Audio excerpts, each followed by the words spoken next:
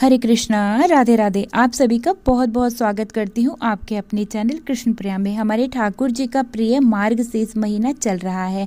ये महीना हमारे ठाकुर जी को अत्यधिक प्रिय है। कान्हा जी स्वयं कहते हैं कि मैं महीनों में मार्गशीर्ष हूँ।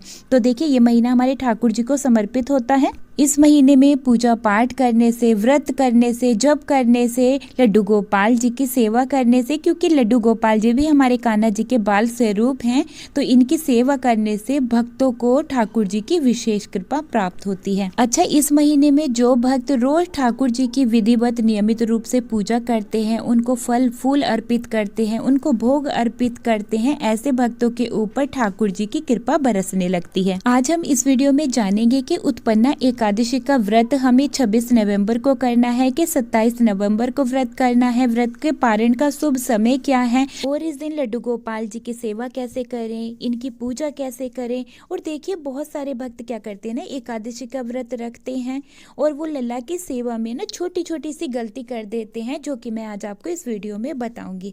अगर आपको वीडियो अच्छी लगे तो लाइक शेयर जरूर से कीजिएगा। अगर आप हमारे चैनल पर पहली बार आए हैं तो प्लीज़ चैनल को सब्सक्राइब जरूर से कर लीजिएगा।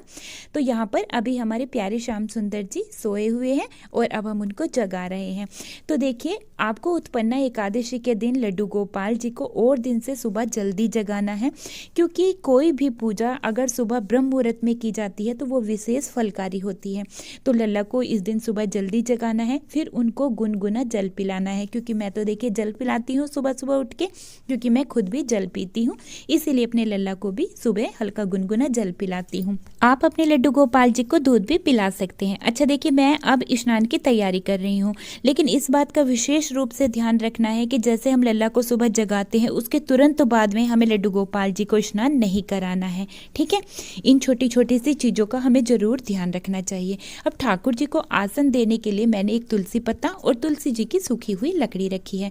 अच्छा देखिए, जब हम अपने प्यारे लड्डू गोपाल जी को स्नान कराते हैं ना, तो उनको नैपी जरूर से पहना के रखें, ठीक है। उनको पूरे कपड़े हटा करके स्नान ना कराएं। अच्छा, उत्पन्ना एकादशी के दिन लड्डू गोपाल जी को पंचामृत से स्नान करवा सकते हैं, कच्चे दूध से स्नान करवा सकते हैं, और आप यमुना जल से भी स्नान करवा सकते हैं। अगर आपको गाय का दूध मिल जाए तो आप उससे भी स्नान करवा सकते हैं, वो भी बहुत ही अच्छा रहता है। अच्छा, स्नान कराते समय इस बात का ध्यान रखना है कि जो आप पंचामृत ले रहे हैं या कच्चा दूध ले रहे हैं, वो गुनगुना ही होना चाहिए, और हमारे लल्ला को गुनगुने जल से ही स्नान कराना चाहिए। स्नान कराते समय ओम नमो भगवते वासुदेवाय मंत्र का आप जाप कर सकते हैं, नहीं तो आप राधे राधे बोल सकते हैं। यहाँ पर मेरे श्याम सुंदर जी का स्नान हो गया है, और अब हम अपने श्याम सुंदर जी का श्रृंगार करेंगे, उनको वस्त्र धारण करवाएंगे। अच्छा, स्नान के बाद जो ठाकुर जी का ये चन्नामृत होता है, मतलब स्नान का जल होता है, तो आप अपने घर के सभी सदस्यों को प्रसाद रूप में इस जो चन्नामृत को बांट सकते हैं, ठीक है। अच्छा, उत्पन्ना एकादशी जैसे कि नाम से ही पता चलता है कि इस दिन एकादशी मैया का प्राकट्य हुआ था, तो इसीलिए इस एकादशी को उत्पन्ना एकादशी के नाम से जाना जाता है।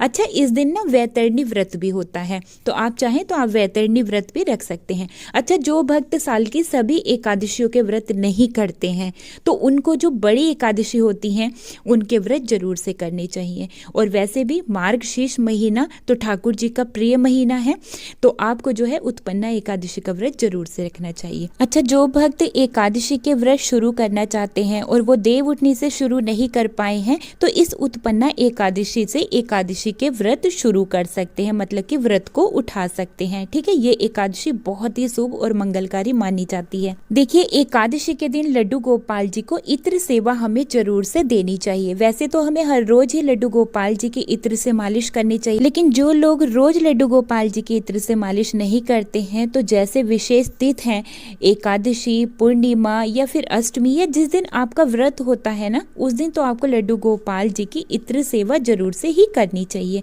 अच्छा, एकादशी के दिन लड्डू गोपाल जी को आप पीले रंग के वस्त्र पहनाएं, क्योंकि पीला रंग हमारे ठाकुर जी को अत्यधिक प्रिय है, इसीलिए उनको पीले रंग के वस्त्र आप धारण करवाएं। इस दिन आप लड्डू गोपाल जी के लिए नई पोशाक भी लेकर आ सकते हैं, और वो आप जो है उत्पन्ना एकादशी के दिन लड्डू गोपाल जी को धारण धारण करवा सकते हैं। अच्छा देखिए, जब आप पूजा करें तो कुछ विशेष बातों का ध्यान रखना चाहिए, जैसे कि नीले, काले, ग्रे कपड़े आपको भी नहीं पहनने हैं पूजा करते समय।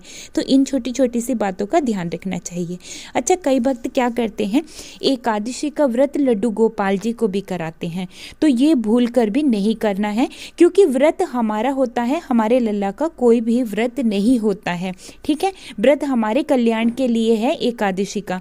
ठाकुर जी तो स्वयं ईश्वर हैं, भगवान हैं, तो उनके लिए कोई भी व्रत नहीं होता है। तो उनको आप जैसे शुद्ध सात्विक तरीके से हर रोज भोजन बनाकर उनको भोग लगाते हैं, एकादशी के दिन भी लड्डू गोपाल जी की जो भोग सेवा होती है वो इसी तरह से करनी है जैसे आप रोज करते हैं। ठीक है, अब सबसे पहले जान लेते हैं कि उत्पन्ना एकादशी का व्रत कब करना है। 26 नवंबर को व्रत करें या फिर 27 नवंबर को व्रत करना है। तो देखिए, इस बार सन 2024 में 26 नवंबर मंगलवार के दिन बहुत ही शुभ संयोगों के साथ एक ही दिन की एकादशी है और सभी धार्मिक स्थलों पर 26 नवंबर को ही एकादशी व्रत का पालन किया जा रहा है। अच्छा, इस दिन वैतरणी व्रत भी है। तो अगर आप चाहें, अगर आप एकादशी के व्रत नहीं करते हैं तो आप वैतरणी व्रत भी कर सकते हैं। ये भी बहुत शुभ और फलकारी होता है, तो आप ये कर सकते हैं। देखिए, एकादशी व्रत का पूर्ण फल हमें तब प्राप्त होता है जब हम उचित समय पर पारण करते हैं।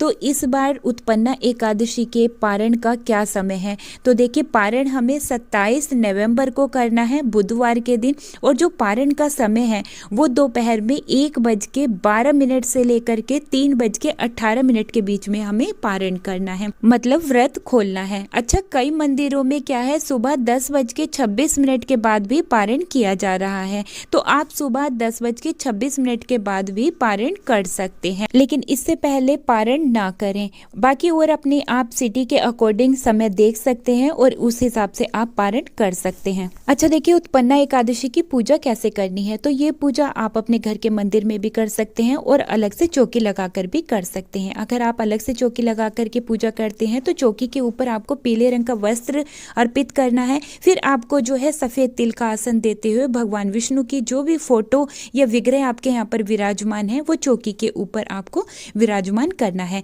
अगर भगवान विष्णु का कोई भी स्वरूप नहीं है तो वहां पर आप लड्डू गोपाल जी को बैठाकर भी ये पूजा कर सकते हैं। फिर आपको थोड़े से तिल का आसन लगाना है और गणेश भगवान को विराजमान करना है। फिर दीप कलश की स्थापना करनी है। फिर लड्डू गोपाल जी हैं तो उनको इसी तरह से स्नान कराना है जैसे मैंने आपको दिखाया है और ऐसे ही इनका श्रृंगार करना है। अगर भगवान विष्णु का कोई फोटो है तो उसको आपको शुद्ध जल से थोड़ा सा छींटा लगाना चाहिए और पंचामृत का छींटा लगा करके पवित्र करना है। ठीक है, वैसे ही आपको गणेश भगवान जी को भी करना है।